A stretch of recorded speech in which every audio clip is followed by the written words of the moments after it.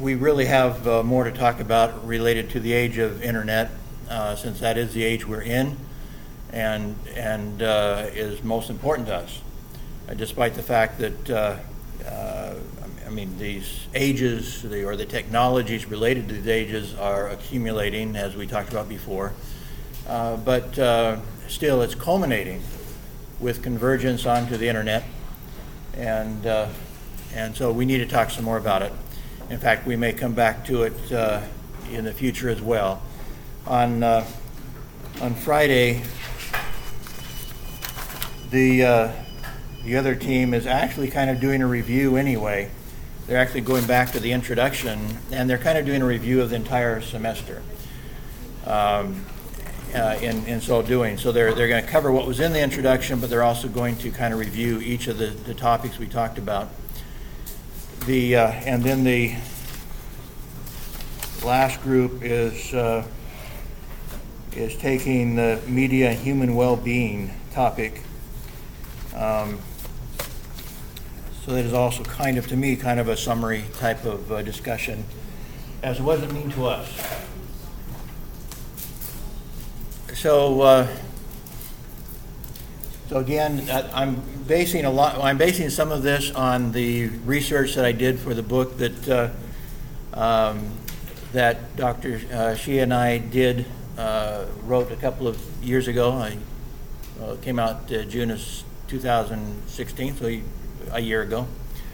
But even that, the way the book publishing, by the way, works, when you're talking about a big company and you're not talking about independent publishing, is I was really writing those chapters 2 years ago, and I got done writing my chapters in October of 2016, or rather 2015.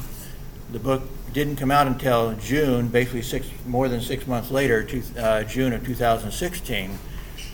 Well, even in October, I look back, because I wrote 7 chapters.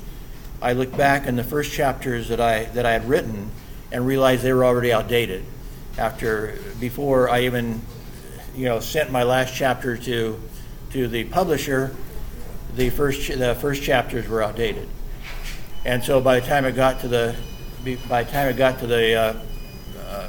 before it was released and put out to the public, it was very outdated. That's the problem we have right now with trying to keep up with what's going on the internet, is that it's just going too fast. I think I mentioned before, I don't think there's any way academia can keep up with what's going on with the internet, particularly in areas related to communications. The areas that we're interested in are the areas where they cannot keep up. And so most of the research I did, not all of it by any means, but a good share of the research I did, or the background research, because a lot of this was, the point of the book that we put together was to show how web and mobile technologies were changing the world. And so by this very nature, we were looking at many different aspects of society. Now, I happen to feature areas, my chapters related to education, journalism, and then business, and then the 4 areas of marketing per se, advertising, branding, and PR were my 7 chapters. And anyway, as I said, in those areas, particularly those latter areas of marketing, my best sources in going back and analyzing where we were and where we were going all came from industry. Only industry was keeping up at all with the changes. The academics were way, way behind. And I think that's one of the problems in trying to teach you marketing here at any university, is it's just moving so fast that professors don't have time to keep up with it.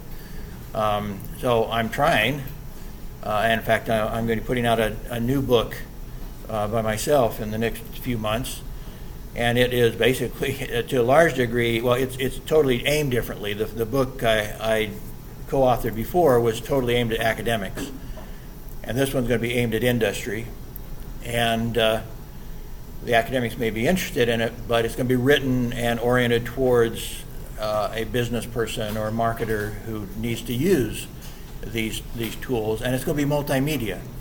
They're going to buy my book, and they're going to have access to maybe 50 videos online to learn the skills they need to actually apply marketing, because the words won't be sufficient. The words are not sufficient in this business right now. And so it's going to be what I'd call a multimedia book. There may only be 50 pages in the book, but there may be more than that, but not a lot more than that, because there will be 50 videos to go with it to teach people how to actually do what I'm talking about in the book. And I'm hoping that basically I can redo that book every year and try to update it, because that's the only way it will. There's another book kind of in the area that I may use as a textbook for a class here, where that's what the guy does. The professor puts out a new edition. If it's not every year, at least every 2 years. The book that's current is way different than the book he came out with in like 2004.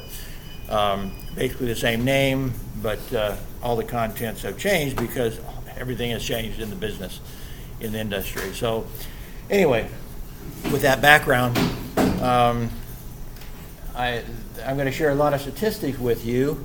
Some of them, ones like this, you may kind of recognize. These come from the alternate textbook that I've allowed you, by the way, to use as a source. The alternate textbook that I put on Moodle is a little bit dated, and this is undoubtedly a little bit dated. So I just give you that information. I didn't have time to update everything, because you're going to see about 20 charts in this slideshow, some of which are fairly current, some of which were published in the book that I co-authored, like I said, which is as up to date as most books are if they're printed by a major publisher. This one is a little bit older, that comes from the alternative textbook.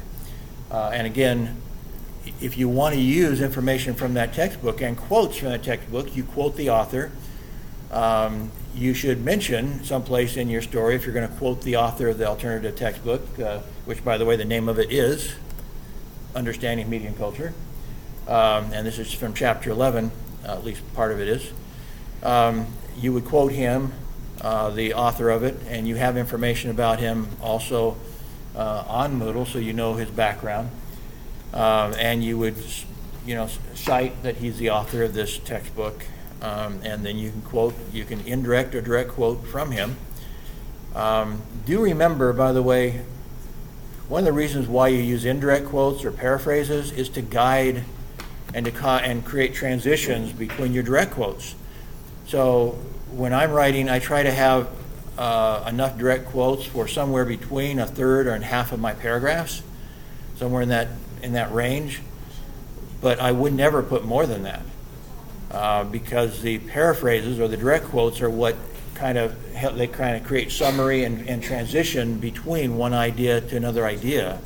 So sometimes I see in some of your writing, you put a bunch of direct quotes one after the other, and then it's a very rough transition, because you're pulling quotes by their very nature. You're not you don't have sequential quotes exactly. They may be sequential, but not immediately sequential. There's material in between. And so you don't have the transitions that the speaker already provided, and you haven't done it yourself either. So it makes for a rough flow of the story. So you ideally you have both. You have the direct quotes so even though you can get lots of direct quotes from the book, if you use the author as one of your sources, don't just put a bunch of direct quotes one after the other. You go ahead and put some paraphrases in between, as you would if you had interviewed him or if he had spoken at the conference here. Okay, so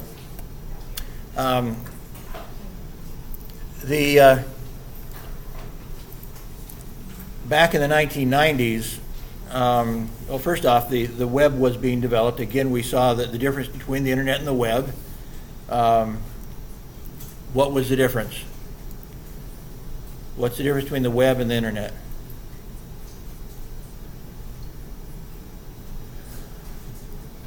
You could kind of maybe compare it to a river and a boat, right? I mean, the web is the boat you get down the river on. I lived through this transition, and I happen to have two young brothers-in-law, now ex-brothers-in-law, who later became, well, who are, their profession is in developing programming and so forth for the internet. And they started at a very young age. Back in the early 1970s, their dad bought them one of the early Radio Shack computers, and they were doing programming when they were in high school. And so they both have made very good careers as they grew up in the internet age and became extremely proficient, not just at the usage, but in programming and so forth. So, and I just kind of, I was meanwhile doing my newspaper publishing and stuff, and so I kind of sat in the background and watched all this and learned a little bit from them. But I still always consider myself not a technologist, but a good user of technology. That's what I am. I'm not a true technologist, but they truly are, and they were from a very early age. And so I kind of watched it from my own perspective, but I also watched it through their eyes as they became professionals, top professionals in the industry. And so back, in the 1980s, I used the internet a little bit, but there was no World Wide Web at that point. And so I didn't have a lot of reason to be using it because the information you could share on it was so complicated to share the information. I couldn't see a real good reason for it. Also in the 1980s, Microsoft had not taken over the world yet. And that also was a problem because we had lots of programs that did not at all relate to each other. I think I'm not sure if it was in this class or my other class, I mentioned that if you want to make sure that your writing can be used, I think it's in my editing class, by other programs, you use RTF. And that RTF kind of was developed around the early 1990s. Before that, it didn't exist. And so it was kind of a common language for word processing. But even in the early 1990s, you had trouble communicating from one program to another program. And so it was, I have an entire book and lots and stuff that was on, programs that once Microsoft took over, I had no access to them anymore. They were gone. You had to access from within that own program, and once that program went out of business, or you had no access to that program, like in this, what I'm thinking of, it was bought by the university I was working for at the time, and so I used that word processing program to write my book and everything, and I left that university, and now it's forever lost. So it was doing the world a favor that Microsoft became a monopoly. Even though I hate monopolies, and in some areas I hate them, at the same time, it was useful that they became a monopoly and created a unified system that everybody else abides by. I mean, even Apple makes everything so it can be compatible. It took them a while to do that, but early on they realized that Microsoft had the lead on them, and they had to try to make their material as compatible and interchangeable with Microsoft content as possible.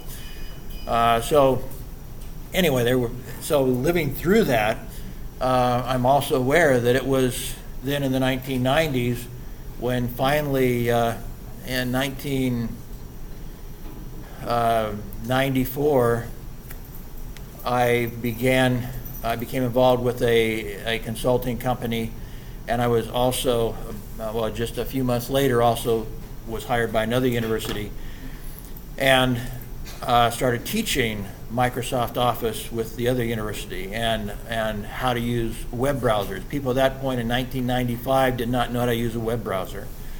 And my job was actually to teach people who had just been laid off from the nuclear industry.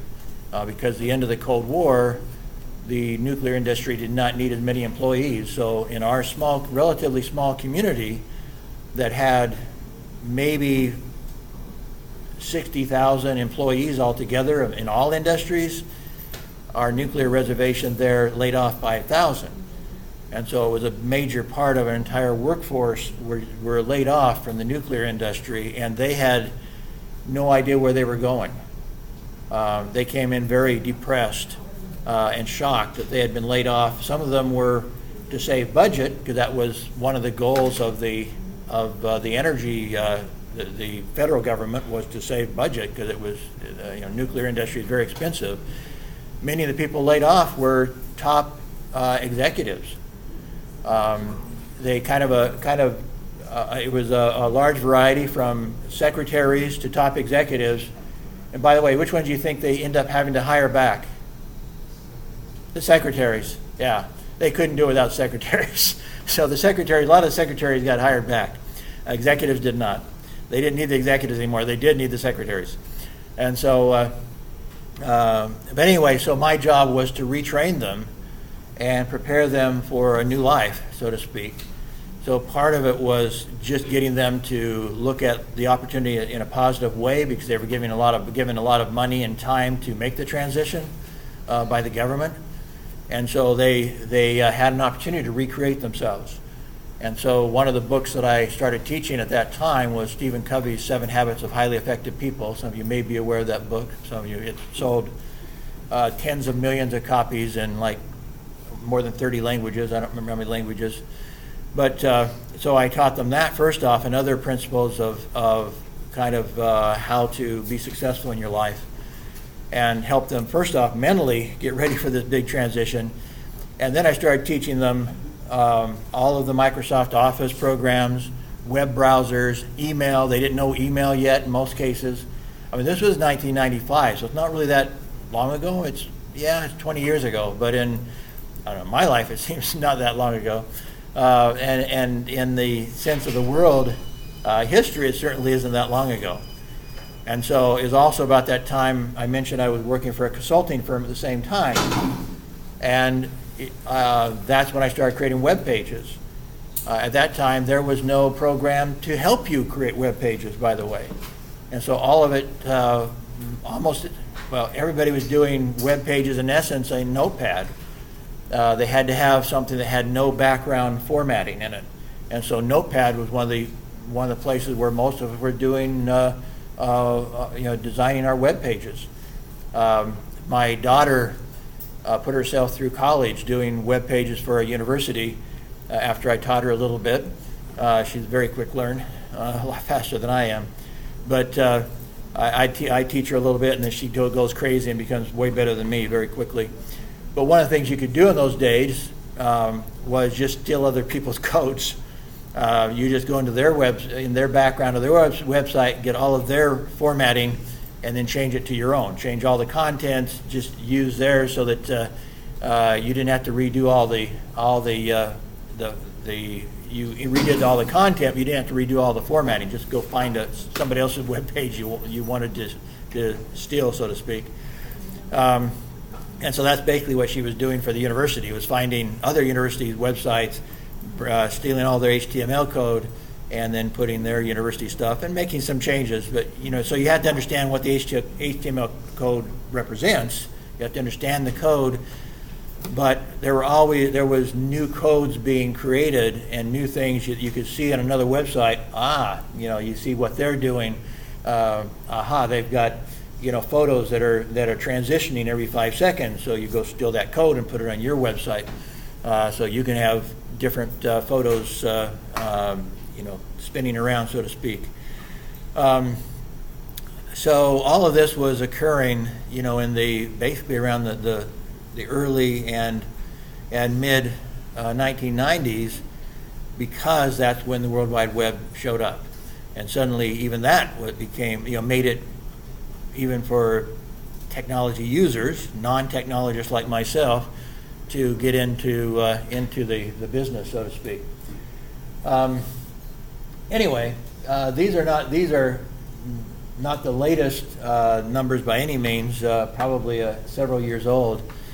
One of the first ones that appeared was one called Netscape, and sometimes I teach a freeware called, and if you want to learn how to do a web page and not depend on somebody else's HTML code and have to put your website on their site, which you don't want to do if you're a professional, because you need to be able to do HTML. You need to create web pages for your website, your URL. You need your own unique URL. And while, if you go with one of these companies that makes it really easy for you, you're still on their website in essence. You don't control it fully.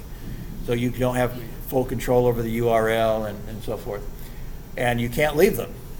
They're what we call a tar baby. You kick the tar baby and you're stuck there forever, or you're going to lose all your content. So it's a tar baby situation so even though they make it look beautiful, or the Wix is one of those that makes it look beautiful, but you don't own it, you don't control it anymore once you get into it. So it's dangerous to get into that. So anyway, SeaMonkey is actually just kind of a remake of Netscape, but it's a freeware now. And you can create web pages with it and use it as a browser both, as you could with Netscape. So one of the things I used in those, and that Netscape came along, I think more like 1997 or so. Suddenly we could start, it was easier to create web pages because Netscape created a composer within the browser that you could use, that before that, like I say, we were having to use Notepad and just using raw HTML code. And so everybody, it became more accessible during that period of time to everybody. Anyway, these are numbers that may not be exactly current, but you see that Microsoft still has a fairly controlling interest in browsers. And I've noticed with as they went to Windows 10, I would say they're doing some stuff that is very close to getting them in trouble with the American government for being monopolistic, trying to force you back into Explorer. But anyway, be that as it may. These browsers were a key to the World Wide Web and to the very rapid growth of the World Wide Web. I mean, in essence, in the early 1990s, you were starting with with very, very few web pages in the World Wide Web. But it grew extremely rapidly. When we look at Google, for example, and somebody was, I think they were talking in this class about how to refine your web search, and how if you do a real general word, you're just going to be inundated with possible web sources. That by itself to me is, I remember in the 1990s, I'd look at that and I'd show it to my students and say, this is a miracle. You put a word in there and you can, and in 5 seconds or less, you have a listing of 10 million web pages that refer to that word. How in the world can that happen? That was like a miracle to me. I'm still in awe of it. That you can put in a word into Google and come out with 20 million web alternatives in 2 seconds or something. It's amazing stuff. But it was, the browser was the key. You have the World Wide Web, which is by its very nature a graphic instrument within the internet, that boat within the river, if you would, and then you need the browser to row the boat, so to speak. You had to have those browsers, and Netscape, again, was one of them that enabled both the browsing but also the creation of web pages in a fairly what you see is what you get way, which is the term that is still being used. What you see is what you get.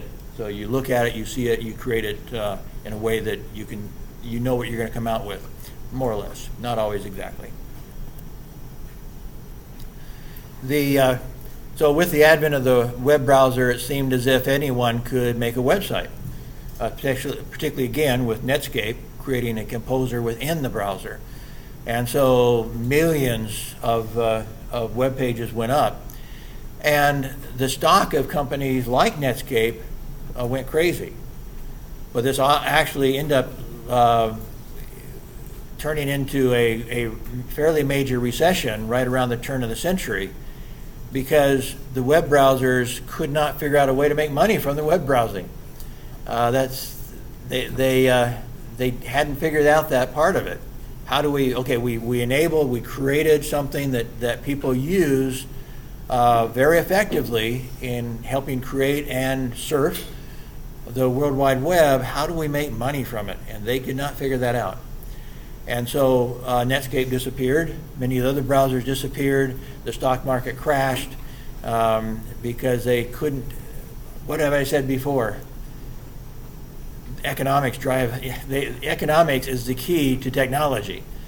If you can't figure out how to make money from something, it's not going to fly. It won't fly. You've got to figure out the economics of it. You've got to figure out how the free market is going to make this thing fly. And it crashed. It flew and crashed around 2000 because they couldn't figure out how to make the economics work. Well, that's then right after 2000 is when people like Google kind of came. They started figuring out, how do we start making money? AdWords, stuff like that. Different ways, how start selling. Now we're going to, we're going to make money not from the browser, although they have a browser, but we're going to make money from the search engine, and we're going to sell advertising on the search engine, and we're going to create things like AdWords and stuff that will allow us to make money. And of course, their economics have gone crazy. One of the biggest companies in the world, and that really has not existed all that long. One of those situations where a new company totally overthrew existing companies that looked like they had monopolies, but with the new innovation, they overthrew the big boys. Facebook, MySpace was created before Facebook. They didn't quite figure it out. They didn't quite. They still exist, so they're not totally irrelevant. But Facebook obviously, is right up there with Google as far as kind of controlling the world economy online. I've referred to this before, but this is what happened right after President Obama used social media to change the way we market. And so here was his election here, and this is his first year presidency here. We see what happened to Facebook. So an increase of 350% in 1 year. It kept going from there. And so I can't attribute all of it to Obama, but it was certainly an eye-opener for many of us who realized what he had done, that he had changed the world forever, basically. His team did. We could no longer look at marketing the same as we ever did before. And so any of us in the area of PR marketing had to totally rethink our profession.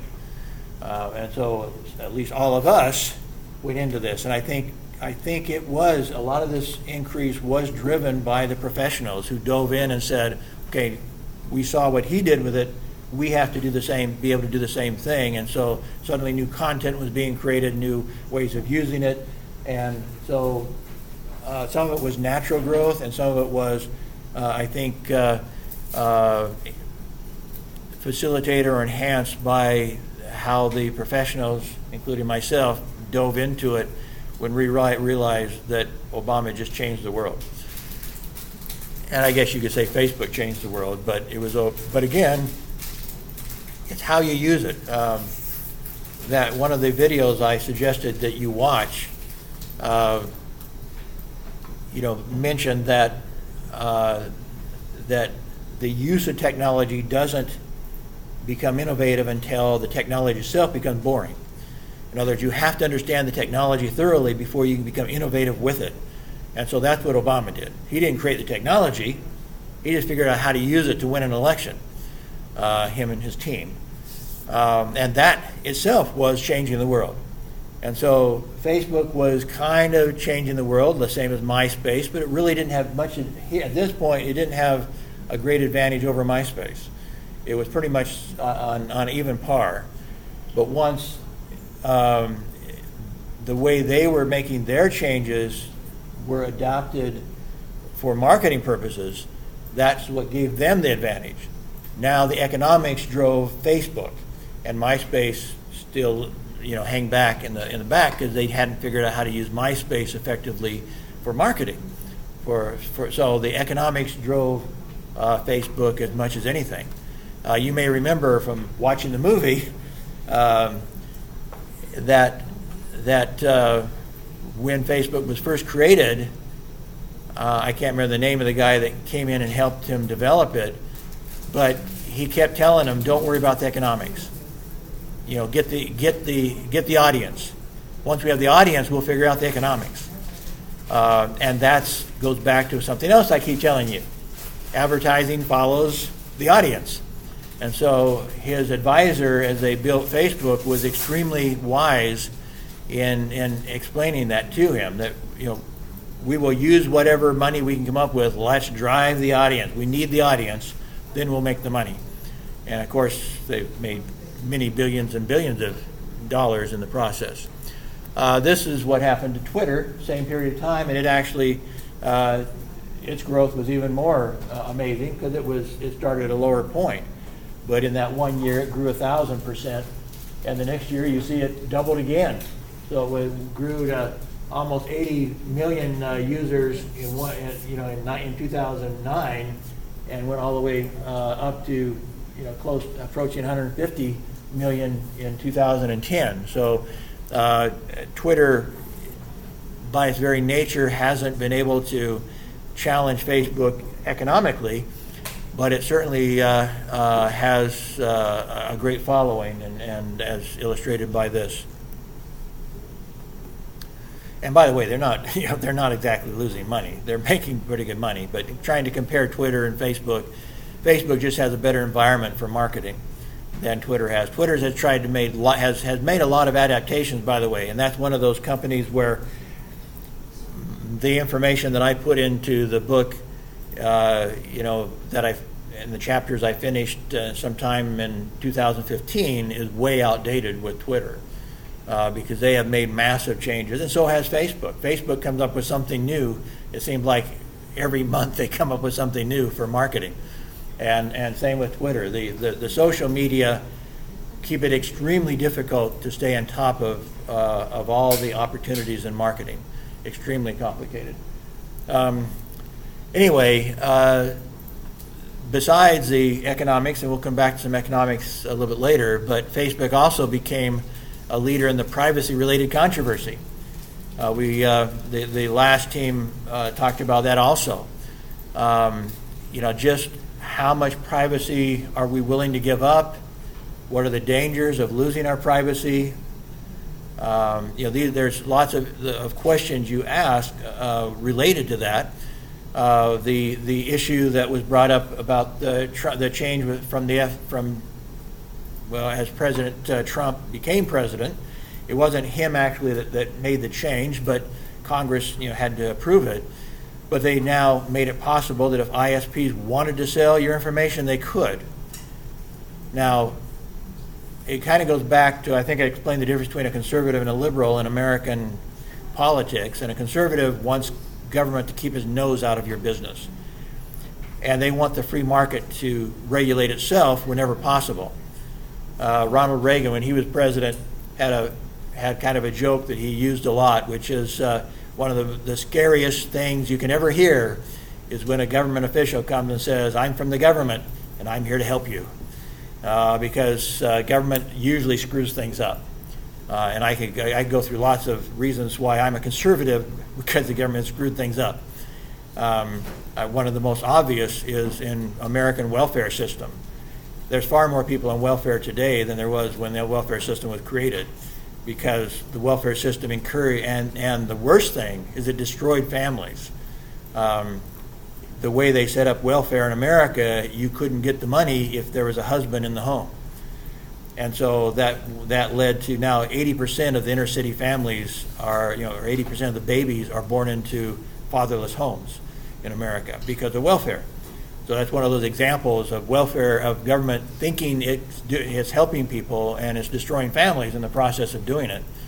And to some cases, it's greedy politicians who don't really care, because they're in essence buying votes by giving money away, taxpayers' money away.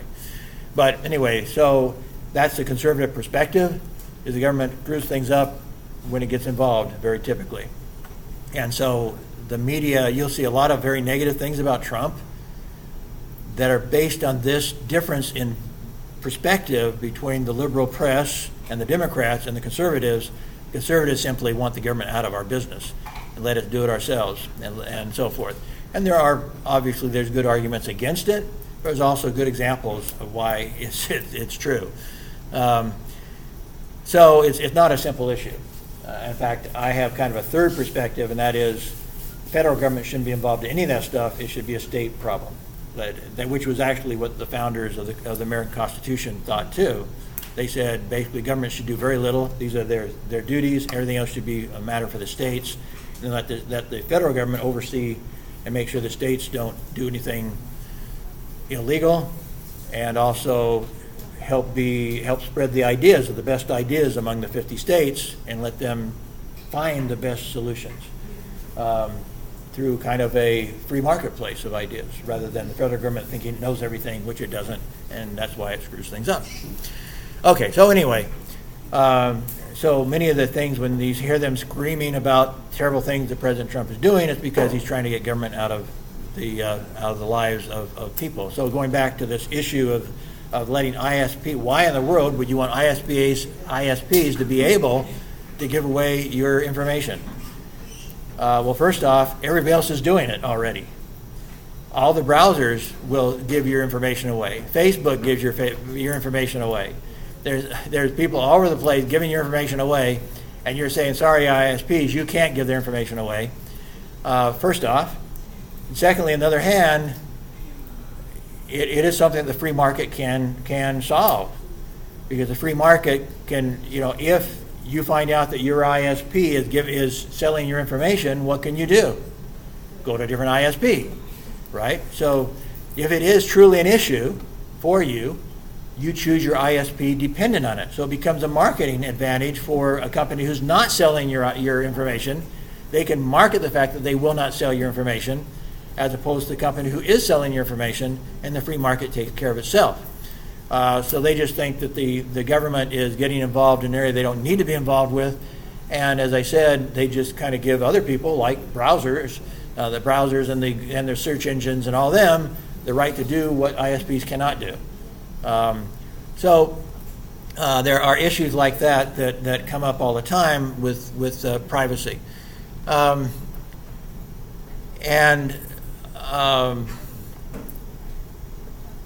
As I said, they're not always simple issues, but don't necessarily believe the liberal press and their very one-sided coverage of the issues, which is very frequently the case, very one-sided. In fact, I don't remember ever reading the conservative side of that issue. It's so one-sided that in all the media that I read, I don't remember, other than the very conservative media who represent the conservative perspective directly, among the so-called mainstream media, I've never seen the conservative side ever represented, which is one reason why conservatives don't trust the mainstream media. So anyway, the social networking allows, of course, the marketers to reach consumers directly and to know more about each specific consumer than ever before.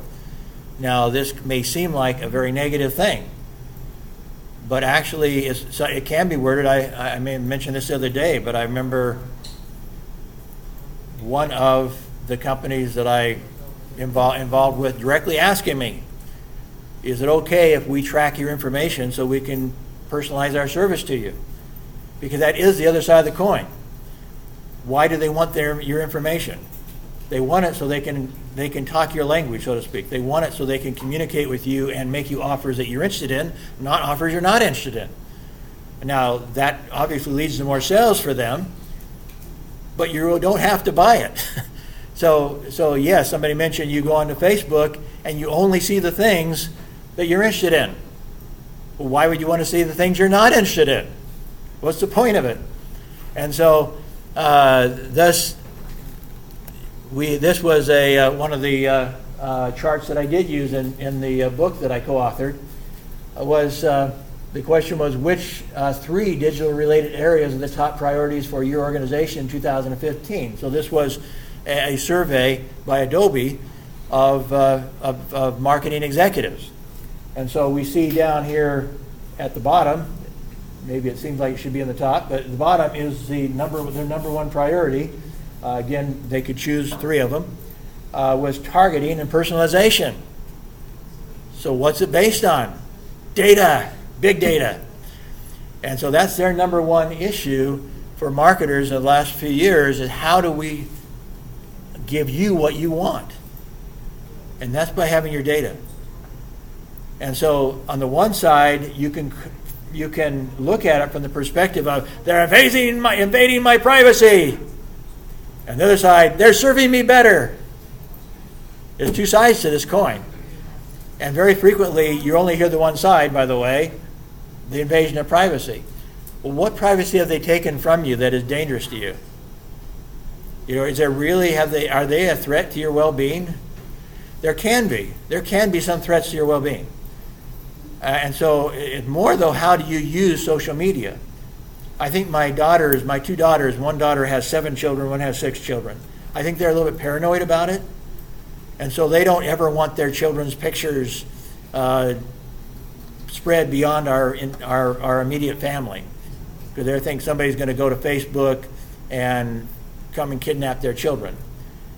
I think that's getting a little bit paranoid, especially if you aren't publishing your whereabouts and stuff. I know that there are ways of tracking, for example, photos. With your digital phones, your photos, if you haven't told it not to, is keeping track of the GPS of where you took a photo. And so that's another area for my daughters to be paranoid about. So they publish a photo on Facebook and it carries GPS information. Now they know where they took that photo. And so, yes, somebody who wanted to kidnap one of their children, might be able to figure out more or less where they're at. So, there's pros and cons to this. You have to be a smart user. There's not very many people kidnapped because of the GPS data and their photos, but there have been some, actually. There have been some. And so all of this has 2 sides to the story. And in marketing, this is the positive side, is they're trying to actually service you better. They don't want to show you ads you're not interested in. Now, the other side is, as they get to know you better, they also get to understand how you think. So you have to be a little bit careful, because they know what psychological strategies to use against you.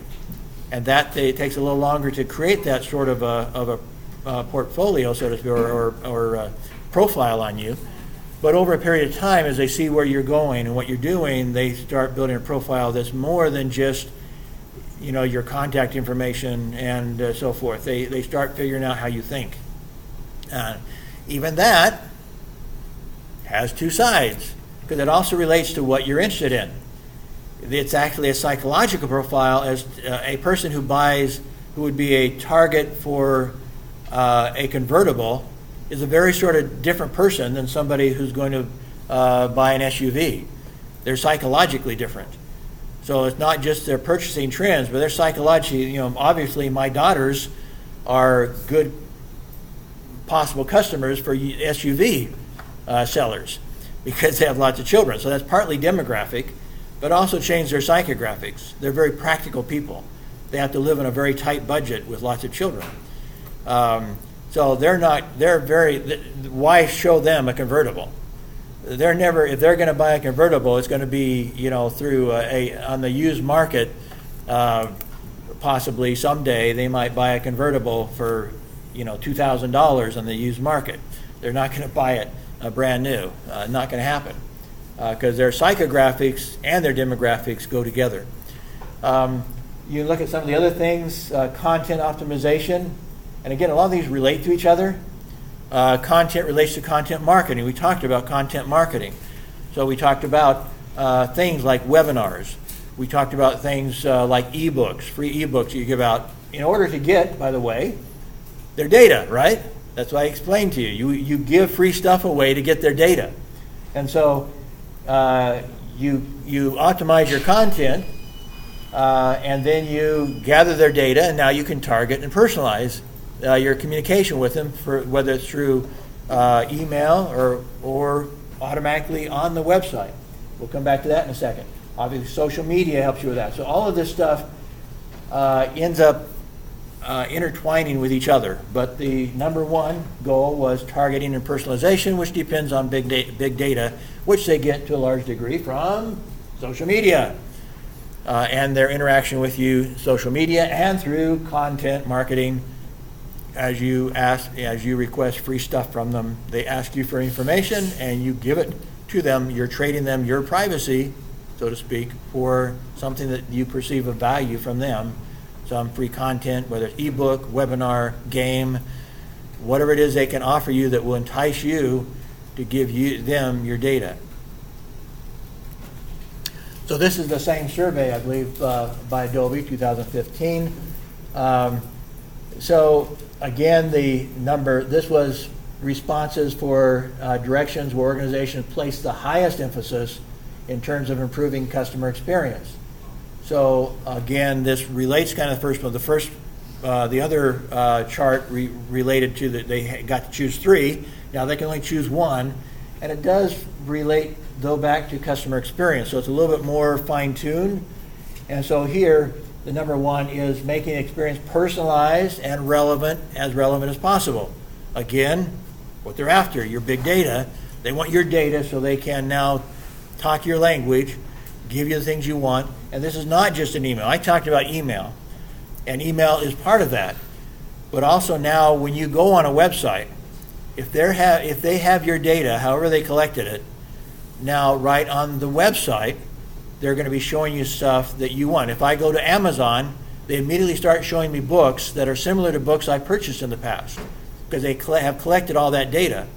And so I'll come to this term again in a second, but they call that real-time data. In other words, they want to have data accessible in a second. So just like that, in a second you can come up with millions of websites that relate to some issue. They want real-time data relating to you personally, and intertwine that with their website. So as soon as you come on their website, they know who you are. They know what you're interested in, and they start showing you stuff that you're interested in. They personalize your experience. They make it relevant to you, not to somebody else. But again, they have a purpose. They have a marketing purpose behind that, but it's not necessarily bad for you. Because what books do I want to look at when I'm on Amazon? Books that relate to things that I'm interested in, or books that I'm not interested in? Well, duh. So they're personalizing my experience on Amazon with big data that they've collected from me. So you need to look at it from all perspectives. Yes, they're invading our privacy in a sense. They're collecting information on us, but how are they using it? Will they actually use it in a way that's detrimental to us, or will they use it in a way that's helpful to us? It's up to you to decide, but those are the issues involved. Again, the others are related, so they're trying to make your experience on their website as valuable to you as possible. So they're looking after they're using your data to figure out, how can I make this valuable to this person? Why do they want to make it valuable to you? They don't want to waste your time, and they want you to come back. So they want to make your experience on their website as easy as possible, as user-friendly as possible, as relevant to you as possible, and so that you'll come back to the website, which is why millions and millions, hundreds of millions of people go to Amazon, right? They figured this out over the years. Making experience as consistent as possible across channels. Now, this is a whole new aspect to it.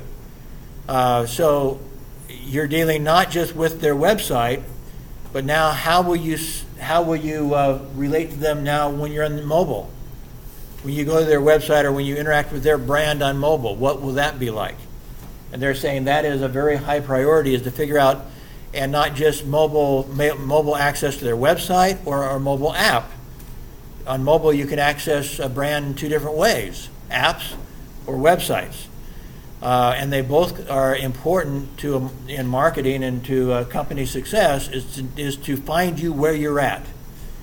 and provide you services on your terms, not on their terms, if you want to be successful. Again, make an experience as safe and reliable as possible, making experience as fulfilling as possible, making experience as fast as possible, making experience as mobile friendly as possible. All these are intertwined. But the bottom line is when you go to their website, and again, not necessarily their website, if you're using an app, that's not necessarily their website. But as you interact with them, whether it's a website or through an app or whatever, these are the things they're after. Again, they have their own interest in mind because they're part of the free market. They're competing with everybody else. But this is very dramatically changed in a way. Big data has allowed them to. I remember. I'm not sure exactly how long ago for sure, but I know in no fewer than 10 years ago, or no more than 10 years ago, let me put it that way, there were all sorts of articles in the marketing field about, we have big data, now what? They didn't know what to do with big data. They have all this data, now what do we do with it? And most companies had no clue what to do with big data. And so the actual use of big data, they've been collecting information on you for 2 decades now. The actual use of the data is just now really happening. They're finally figuring out how to apply big data to serving you and making it valuable to them because they're serving you better. That's the whole point of it, is that if they make you happy, you'll make them happy. And so it is kind of a win-win. They're trying to make it a win-win proposition. They don't want you to be unhappy with them. They don't want you to be scared of them and scared of them having your data. They want to make sure that your experience with them is a positive one because that's how they make sales. That's how they make money. They're not doing it out of generosity. They're not doing it out of some big ethical or moral standing. They're doing it because they have realized, same with content marketing, by the way, in this new age of internet, this democratic age of the internet, in a sense, they have been forced to realize that win-win, one of the 7 principles of the 7 habits of Dr. Covey, win-win is the best strategy. If you make it win-win, you will succeed because you're helping the other person succeed also. And so all of these new strategies are actually part of, by the way, the book I was teaching in 1995, 7 Habits of Highly Effective People. How do we synergize? How do we make win-win? How do we first seek to understand, then to be understood? Those are 3 of the 7 principles. Seek win-win solutions, seek first to understand, then to be understood, and then seek to synergize and create a synergistic experience that is beyond what you can achieve by yourself. This is not from the same, this is actually this is from 2014, but similar sort of questions from Evergage. The benefits of real-time marketing according to marketers worldwide. And so real-time marketing, again, is what I'm talking about. How do you use big data, real-time, as people come to your website or engage with you in some other way? The most important was to increase your customer engagement because you know what they want. You can address them with what they want and the way they want because you have data on them. Improve the customer experience, same sort of thing. Increase conversion rates, yes, that's how they make money, is convert you to a customer. Improve the brand perception because they're user-friendly, they're helping you find what you want faster and so forth. Increase retention, reduce chum. So again, the idea that you will come back. They want you to be not just a one-time customer. They want you to come back and back and back, so they want to make your experience with them very positive. Increase loyalty, increase brand awareness. So these all relate to how to apply big data real time, immediately, in seconds. Anyway, the social media sites often encompass many aspects of the social networking of other social media. For example, Facebook began as a collection of profile pictures with very little information. If you remember, the founder of it was mostly looking for a way to meet girls. So he had high goals at the time that has made him one of the richest people in the world. But he was mostly looking for girls. And so, but it went from there. They started adding photos like Flickr. They started adding the blogging element to it, like Twitter. And so they start kind of stealing ideas from each other. And that is one reason why in the marketing field you're seeing them changing all the time. You see Facebook make a change, suddenly MySpace has to make a change, Twitter has to make a change. They're all trying to figure out how to compete with each other. So one person adds a feature. For example, native marketing. Native marketing is only a couple of years old on Facebook, where you see these sponsored items in your live stream, where somebody's paid to get into your stream, as if they were organic, but they're not. They have put on there the little word "sponsored" on it, but it's a way of somebody creating content, putting on your site. And trying to get to your friends. So once, I'm not sure who started it really, but as I mentioned before, I did that sort of native advertising in 1972 or 73, probably 73, and was very successful at it. So native advertising has been effective for a long time, but I'd say most advertisers did not know how to use it. I figured out how to use it for my purposes, and it was very effective. But I used it I continued to use it in different ways. Maybe not as much as I should have, because I had figured out how to use it effectively. I should have kept using it in more and more effective ways. But now it's a primary way. Make content or make advertising that looks like normal content, organic content, because we're in this social network, the social medium. And so it looks, if you do it well, you can get some amazing results. So again, MySpace emphasized connections to music and customizable pages, catering to the younger demographics. LinkedIn specifically goes towards the professional demographics. I've got about 6,500 connections on LinkedIn, and that's for professional purposes that can be valuable. Blogs, there are millions of blogs now, many of them that are never hardly read by anybody. But I mentioned in my previous presentation about the use of blogs. They have been shown to be extremely valuable in marketing, partly because they give an entry point to search engines. If you have 1,000 blog postings on your website, and that's why it should be on your website, not on a free website, but on your website, then they have 1,000 ways to enter your website and to find your other content. So you want blogs on your website that the search engines can find. And so it becomes not just, part of the purpose is thought leadership. We say interesting stuff. People think that we're smart. That increases our credibility and so forth. So thought leadership is one reason to have a blog. But then the other major one is for search engines to find you. The blogs that mentioned here frequently act as kind of like an echo chamber. They start borrowing information from each other, and it's not that unique.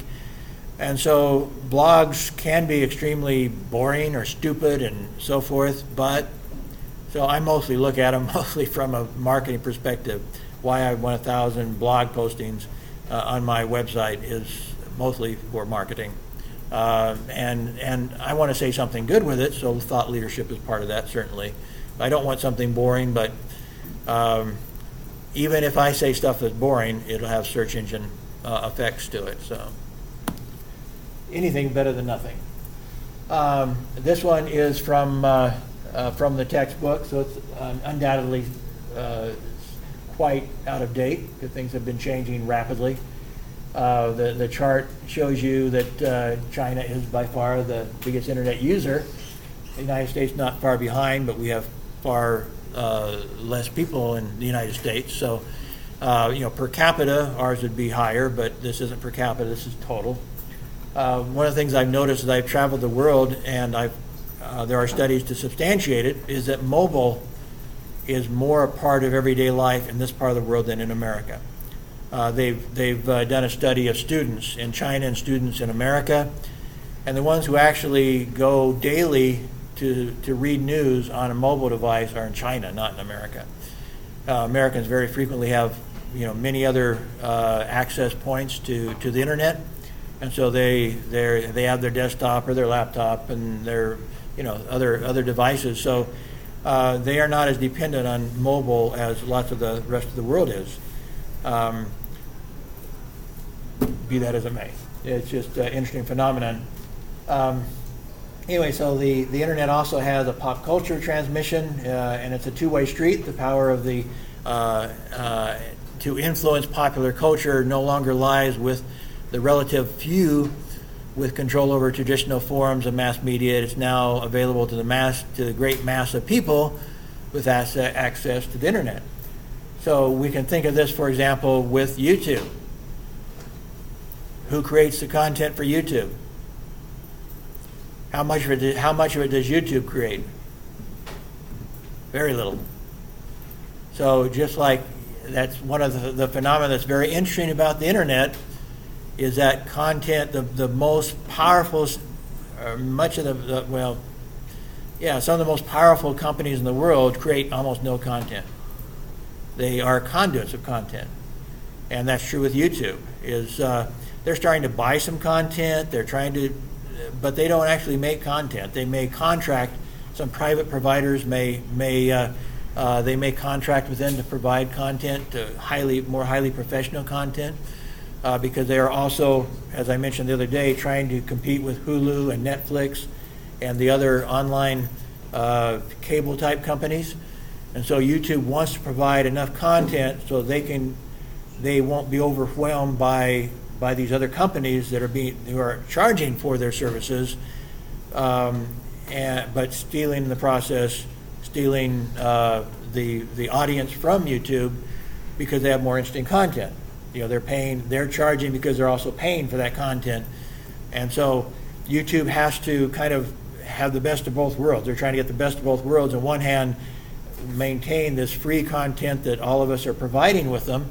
And at the same time, they're starting to think, okay, we have to figure out our next strategy to stay on top of these other Netflix and Hulu type companies and make sure that people come to us before they go to them for their higher level entertainment also, like movies and stuff. So they find themselves kind of going both directions. But meanwhile, then, referring to culture, and that is kind of a theme of this book, as its title suggests, people are changing culture on YouTube and Facebook, right? What causes something to become viral? Now, first off, somebody created that viral thing. Sometimes they're corporations. Some items that go viral on YouTube are from corporations, but a very high share of it is not from a corporation. I mentioned my former student who's has millions, approaching 10 million views of her stuff, her songs and her Russian teaching and stuff. That's all her own original content, and she's now making money from her content because she has this large audience following her. So YouTube is just a conduit for her activities, and so she's changing culture in this. She has, I think I mentioned there was a TV station rather had a TV report on her, on my student from Kazakhstan. A TV station in Chile, I believe it was, ran a story about her because she had become so famous on singing Spanish songs, even though she's a Kazakh, from Central Asia. And so they found that a little bizarre. I find it a little bizarre myself that she's become so famous. But so she's influencing culture with her content. As a result, the cross-fertilization of pop culture from around the world has become commonplace occurrence. So we are some cultures are feeling threatened by this. And indeed, I would say we are in a cultural revolution that will make our cultures much more alike than they are different in the future than they have been in the past. It's inevitable because we're all talking to each other now.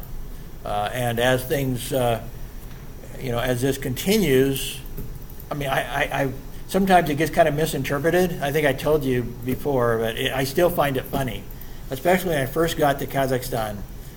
All the girls were walking in high heels, tall high heels, and these slimpy little dresses, and they would come to class like that. They were wearing high heels in wintertime, and because they were, just having, fairly recently left the Soviet Union, they were becoming part of the world culture, and they looked at Hollywood and they thought, well, that's what it's like to be a Westerner, is to dress with these skimpy little dresses and wear high heels. And I had to advise them that no American woman would ever dress that stuff unless she had to. She had to go to some sort of a special occasion to put that sort of clothing on. And so actually it kind of tamed down a little bit at KeyMep, where I was teaching before. You don't see that as much anymore. But when I first got there, it was literally, and I wasn't the only one that thought this, another Westerner expressed the very same idea, that you could go out in the street with a camera and create a modeling portfolio.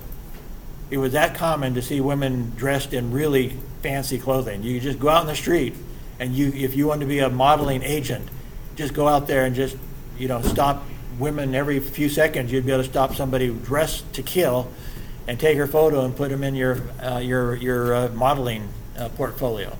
It was that common. So it's not that anymore, but it is, the culture spreads, and it influences in sometimes strange ways. It may not be as in this example. These people were misreading the Western culture based on Hollywood, and so they were adopting the Hollywood culture, not the American culture, in doing that.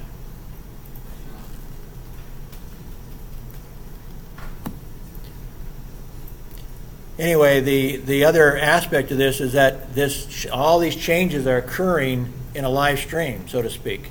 I mean, kind of similar. We were talking about the internet being the river, the web being the boat, and so forth. Well, in this live stream, it's very different than it was before. You had maybe a monthly magazine influencing culture. Well, it's not a monthly magazine anymore. It's an ongoing flow of information, ideas, and culture, and pictures, and movies, and all this sort of stuff live that is changing the world. And so it's a very rapidly flowing stream. Let me put it that way. One of the internet paradoxes is the hypothesis that although the internet is a tool for communication, many teenagers who use it start losing their social interactive skills. This is one of, there's a popular video out right now based on scientific studies that confirm this, that the internet is changing the psychology of young people in some ways that are negative. Their ability to interact socially. You can see it out here. I see a boy and a girl walking next to each other. And this is supposed to be romantic. Boy and girl walking next to each other, and both of them are glued to their mobile phone. What are they doing? Or you see a bunch of you guys down here at lunchtime, sitting next to each other, all of you with your mobile devices out. It's a totally different world than what it used to be when people sat next to each other. And it is actually changing your psychology in a way that may be detrimental to you. According to this, I forget his name, I have to try to find that video and share it maybe where we have a little bit of time here at the end of this course. But he talks again statistically about how young people are having a hard time in their careers because of this. They want immediate gratification. There was a study done, happened by my church. My church did a study, and they found the number one key to a successful life when they did their study was the ability for delayed gratification. That is, the ability to say, okay, I'm not going to be gratified now, I'm going to be gratified later. In other words, work now to get a good degree, for example, because I will then make more money later and get what I want later. That among the younger generations, that's becoming a harder and harder sell to delay gratification. They want gratification immediately because they get immediate gratification on the internet, whatever, of many different types. So that's just one aspect, their ability to interact with people, their inclination to interact with real people as opposed to the virtual people in the virtual world is different. So it is impacting their ability to be successful in a career.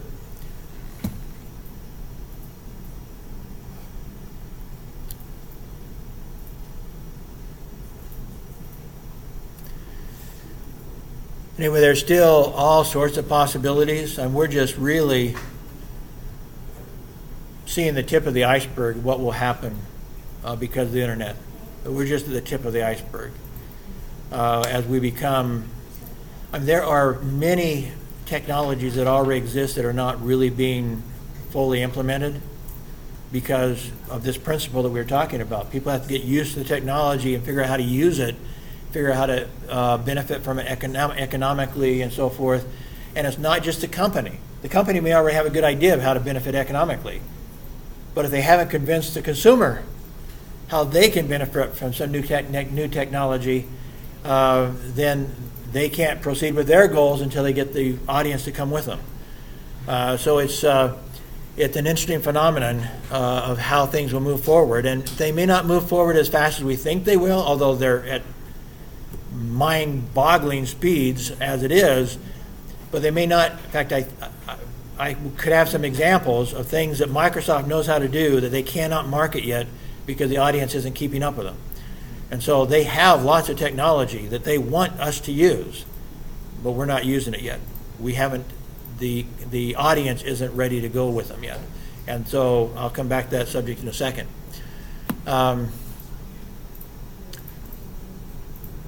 We see in some cases this idea of fake news. I have both a sympathetic response to that and a oppositional response to that because it's being primarily used by the mainstream media who got clobbered in the last election. And so they are making a big deal of fake news when in reality they cause their own problem because their own news is very lopsided, very one-sided. And so there's a big segment of Americans and people around the world who do not trust the mainstream media, and it's their own fault because they actually have caused their own problem. I mentioned before, for example, studies that show that they choose far more liberal sources than conservative sources. That means they're not being fair and balanced at all. And there's other ways that you can watch that the tenor of their stories when it comes to politics is very lopsided. And so it doesn't take a genius to figure this stuff out. And so, as I've said before, it's kind of ironic that I believe WikiLeaks became the most credible source of information during this last election in America. Because nothing they said was ever refuted by the Democrats. And most of it was anti-Democrat party, anti-Hillary. But almost none of it was ever refuted. They just said, yeah, but you got it from the Russians. That's all they could say. Ah, yeah. And they're still basically saying that. Aha, yeah, but you got it from the Russians.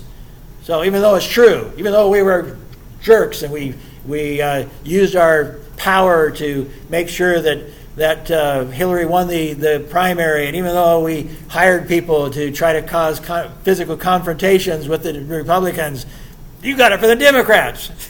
So it's kind of a false flag that they're making here. So it's a very interesting phenomenon where an illegal company, an illegal organization, became the most credible organization on earth through WikiLeaks.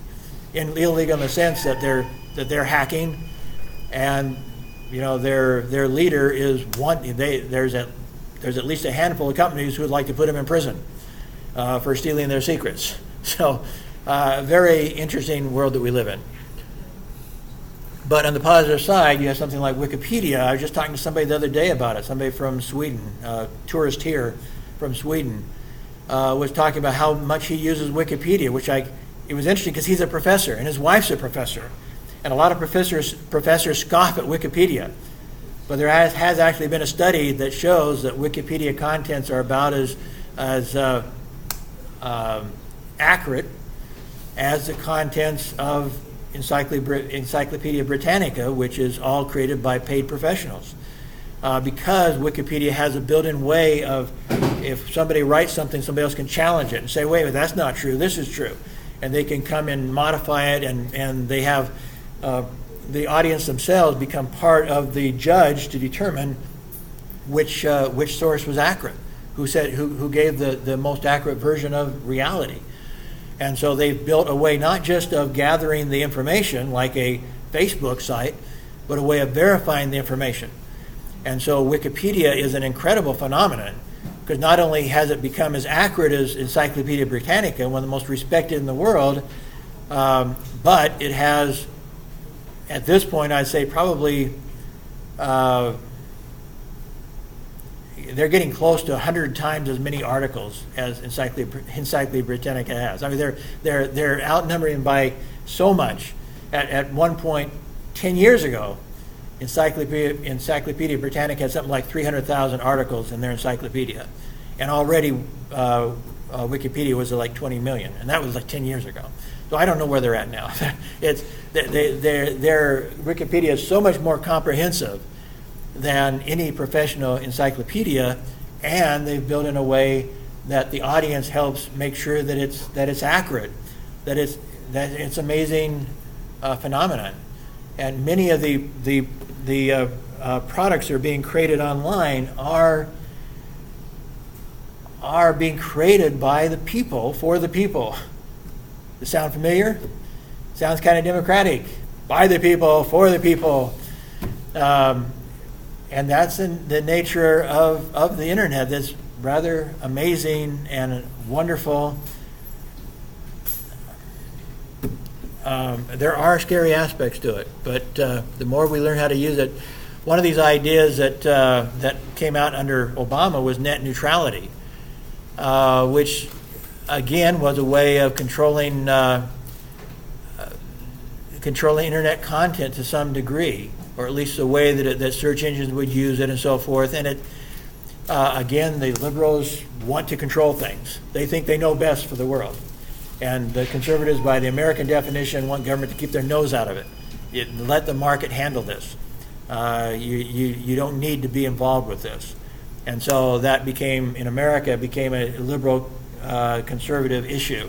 Obama, being a liberal, very strong liberal, wanted net neutrality. The conservatives saying, just keep your nose out of our business. We don't want you messing with the internet. The internet's doing fine without you. Just stay out of it. And so it's a battleground, and it's an important battleground politically, as to, not just in America, but obviously it's a battleground in every country. Because a lot of countries like Kazakhstan are trying to control that internet content. In China, it's famous for the Great Firewall of China, being able to control content. And there are, obviously, from a democratic perspective, that's not a good thing, but there's a battleground in every country over the internet. This is more into the marketing area. Growth of the average time spent per day with major media by U.S. adults. This ended up in 2014. So we see up here, so this is just the growth. So we see how quickly it grew. 2000, mobile, now the non-voice grew 100% in 2011. So I was talking about how 2011, 2012 was a revolutionary time. So, it grew 100%, 98%. Now, just because it's maturing, the growth rate is lowering. It's not necessarily a negative thing. It means that we've already conquered the world, so we can't grow anymore. We've already conquered the world, basically. We see in social media networks, 400% increase in 2011, 200, so it's also declining because they've conquered the world already. There's not any more growth to achieve. Video, 100% growth in 2011, 75 in 2012, and then it started, declining as far as this growth. I don't know how it could possibly be 0%. I can't agree with this. I don't know how they got that data, because that's totally. That's not true. It can't be true. So I don't know where they got that data at. Anyway, the broadcast and cable, meanwhile, actually went from very low growth rates to now, about this time, it went to negative. And now going negative very rapidly. Well, we see radio going negative, magazines negative, newspapers negative, year after year going down, down, down. So forth. So these are just growth rates again, but we see trends that are important trends. And I know video is not accurate. There's no way that's accurate because there's other data to oppose that. This was TV versus digital ad spending. So we see this was a projection made in 2000. Where is it? I thought it was there someplace. Anyway, this was earlier. This was, I think, in 2013. This is what their projection was. And what's interesting is, as it got further, we'll see other data that shows it actually went faster than this. This is wrong.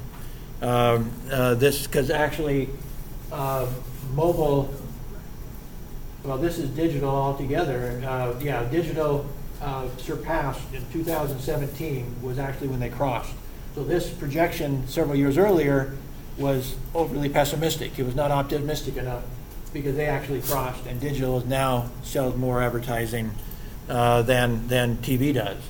So trying to make projections is very difficult, and this is totally wrong. It's already passed.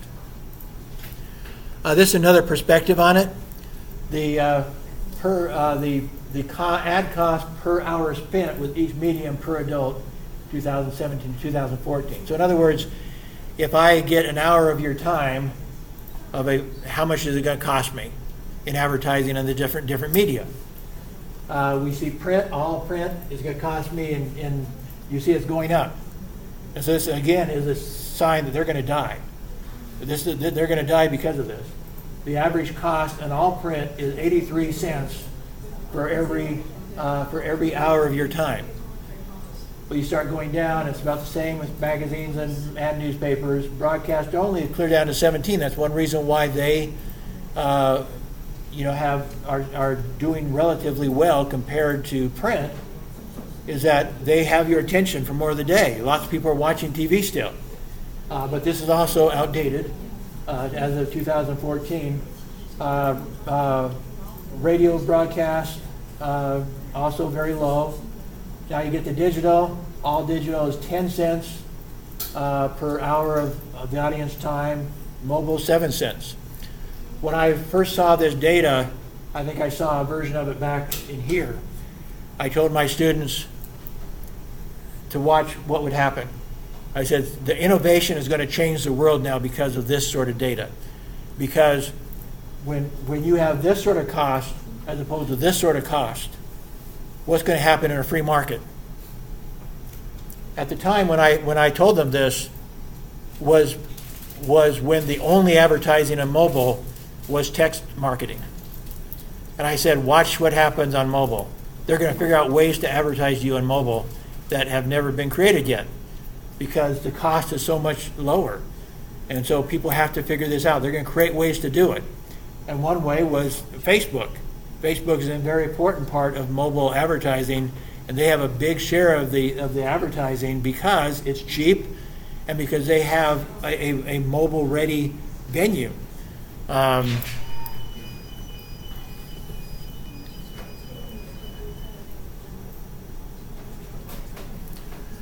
So here's the U.S. retail mobile commerce, M-commerce sales, 2011, 2017, but it was calculated in 2013. So this is going, again, trying to project into the future.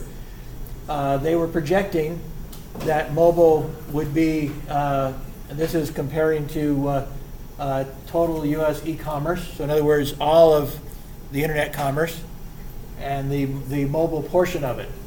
So you see they were projecting from back here. This is where they made their projections, 2013.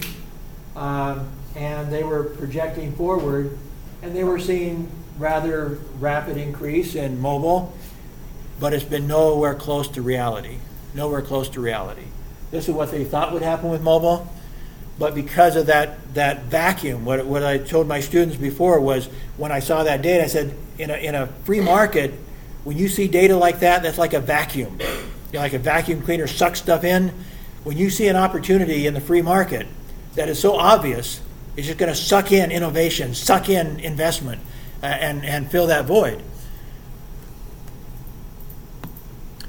So now this is the U.S. ad expenditures by device.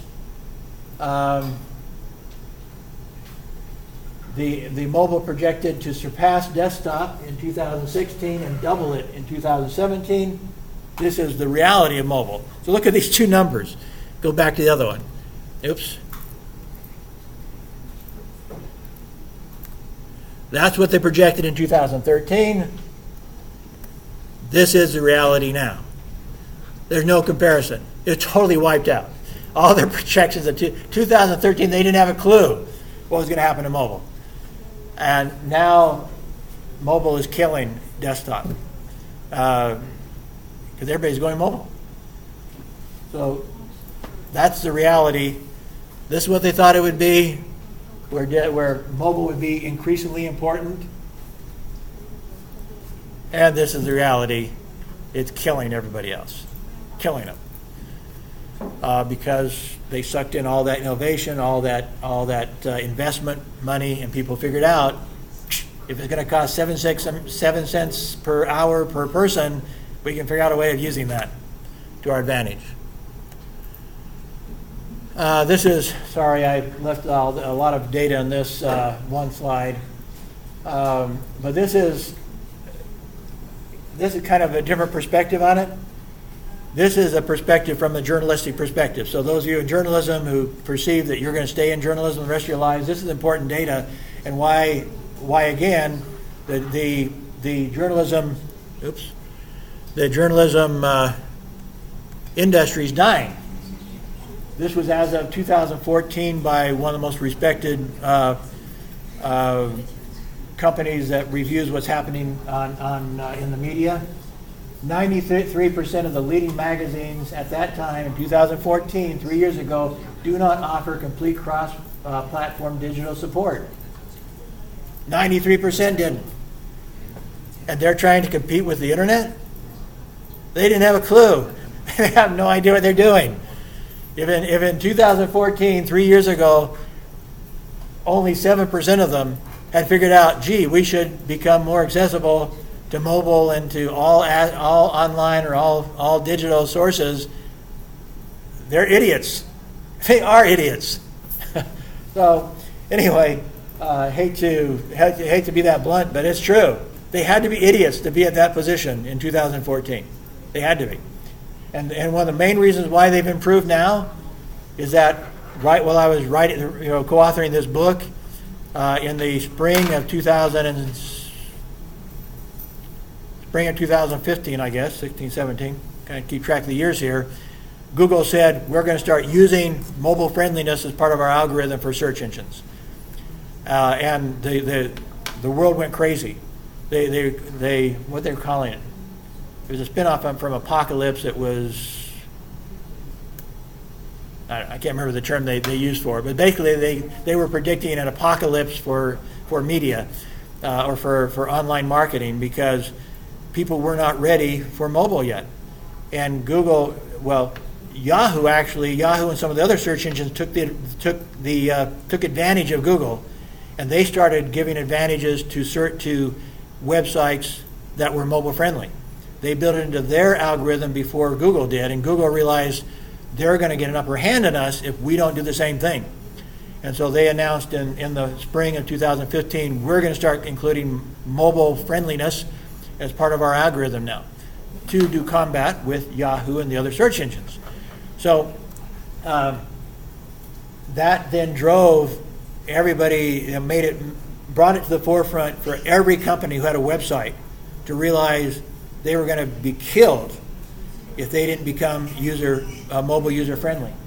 HTML5 is the formatting that automatically builds into it a mobile friendliness aspect, and most sites were not in HTML5 yet; they were in HTML4. Anyway, it provides a way to make seamless access between desktop, tablet, smartphone, television, whatever. But relatively few magazines had yet made that conversion to HTML5. While website readers are more plentiful, more targetable, and easier to analyze, many publishers aren't providing positive website experiences for most mobile users. We saw I went by it too fast. I should have included it in this slideshow. But right now, most of the news websites have found that in this transition, now that they've made the transition, most of their access is from mobile users. So once they started making the access, the most successful news websites are finding that most of their readers are on mobile devices, not on desktop. So that's important. So the most successful ones have figured this out. Of the 78 magazines examined in the US and UK, 83% had at least one app available, all of which published to iPads. But only 65% published to iPhones, 40% to Android, and the content was often obscured by the reduced width of the smartphone display. So this again was in 2014, this was how backwards magazines were, specifically in addressing the changing nature of the digital world, mobile. 55% of German magazines had mobile accessible websites, mostly aimed at smartphones. So Germany was trying to take a leadership in that. Tablets in Germany and elsewhere were primarily served by simply scaling down the desktop pages, which provides poor experience for the small tablet. So they were accessible, but not so accessible. Only 10% of Germany's magazine websites are optimized for tablets. As with the British and American counterparts, most German magazines have opted to invest in apps rather than tablet-optimized websites. So they might have gone one direction, like an app is different than optimizing your website for mobile devices.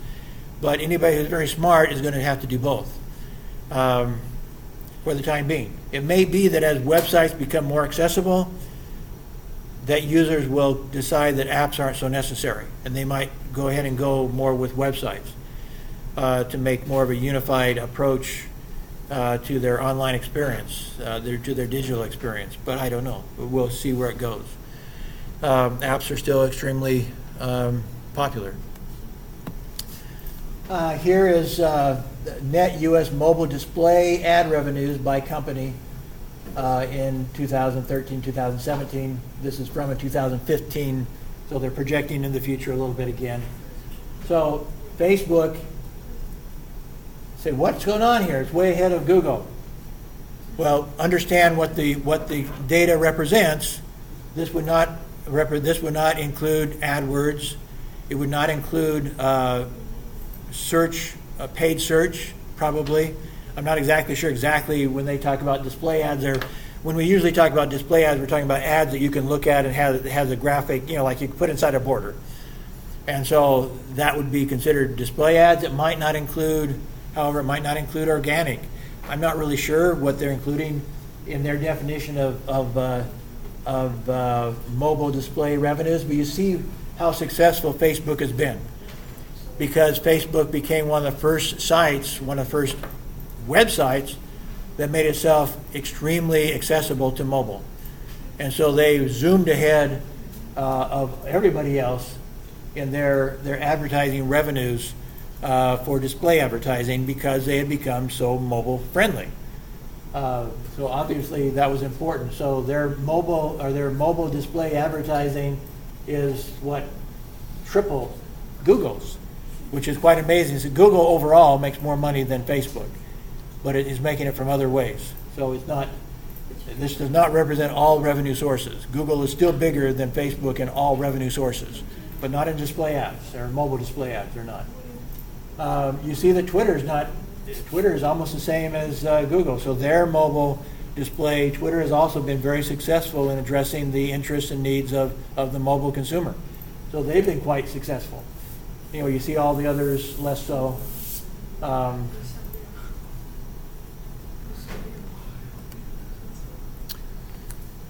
This is an older. I wish the textbook put their dates. I think they do actually in their footnotes, but I didn't go back to their footnotes to check on it. But this is a little bit old. But this is interesting. This is total stream unique viewers. So you see YouTube was killing everybody else in the total stream of videos. And I'm sure this has changed dramatically in the last few years. So this data put itself out of date very quickly. So this is what's in the alternative textbook that I've offered to you. So I just grabbed it for now. I would suspect that a lot is changing since then. But unique viewers is very important. And this is in millions. So this had 112 million unique viewers. I'm not sure. It also doesn't tell us clearly what the time frame is. But this is daily, weekly, monthly. I'm if it's very up to date, I would say it's daily, but I'm not positive. But you see, they've had at least as of this data, they had a major advantage over everybody else. But everybody else is coming after them. We're coming after you. And so we're going to see those numbers change as others figure out strategies to go after YouTube, after the big boy. And by the way, of course, YouTube is a Google product now. Google bought out YouTube. And so we would also expect that YouTube has become much more commercialized in the last couple of years. And so that might even affect this data here. Is that Google's probably getting a lot more mobile advertising now through YouTube than it did in 2015. That has changed dramatically probably too. So they're battling each other neck to neck on these different issues, trying to gain an advantage over each other. This is from the book, and again probably outdated quite a bit. But again, this is unique audience in millions. So this is 362 million people. Oh no, this is millions, so that would be billion people. No, that can't be billion. Top 10 global parent companies, home and work. Well, it says millions, but then I'm not sure how they're counting. Because that's there's way more than the population of the world. I don't know. But what I was interested in over here is the time. We're talking about time and the importance of, went back to the economics of it. What are you selling with advertising? You're selling people's attention, right? That's what you're selling people. So look at this and look at this. People are spending 6 hours, I think, per day, I think is the average on Facebook. Or I think that, I'm not sure again, they didn't give us the time frame. So I'm not sure what this is, but whatever it is way more than Google. And this is by parent company, so this includes YouTube. So YouTube has a lot of time. People are spending a lot of time there, but not anywhere close to Facebook. Which is why Facebook is trying to get you to upload your videos to them and not to YouTube. And so just a year or so ago, they started giving a big push to getting all the Facebook users to upload their videos to Facebook instead of YouTube. Because they know that time spent with Google companies, YouTube specifically, is based on watching their videos. Let's get the videos over to Facebook. So they made a big push to get more video on Facebook. But they still have obviously a clear advantage. People are spending a heck of a lot of time on Facebook, more than any of these other companies.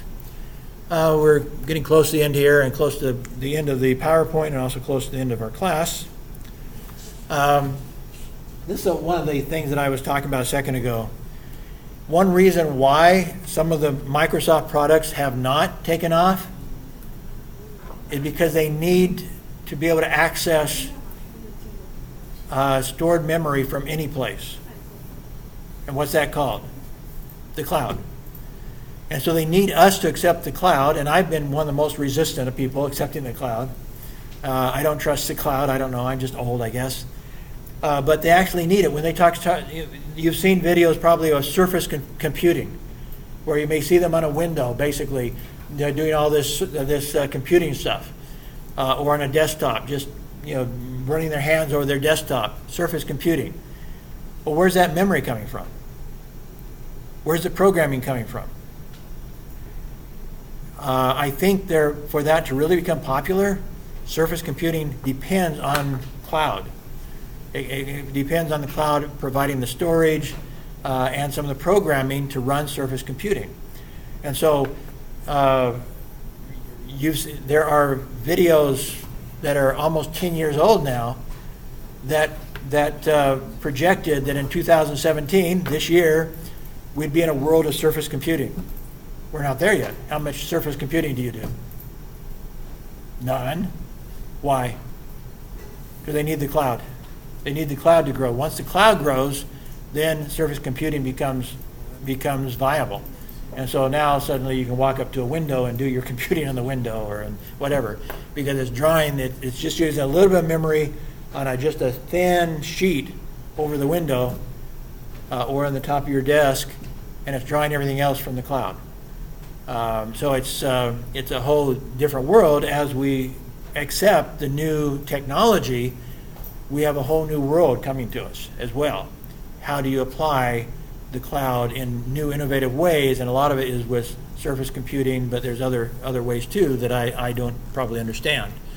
So anyway, that was the end of it. Just so if you think about where we're going, this is one of the directions we're going.